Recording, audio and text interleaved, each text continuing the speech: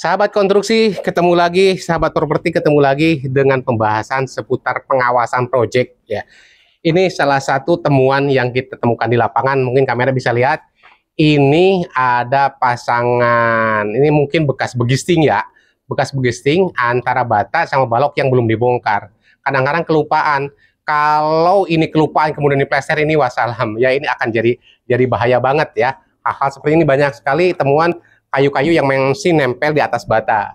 Ini berarti kalau sampai ini terjadi, kelupaan tidak dicabut, berarti fungsi pengawasan tidak maksimal. Ini yang ingin saya sampaikan, dan mungkin konten-konten saya ke depan saya akan lebih banyak menjelaskan bagaimana cara mengawas bangunan.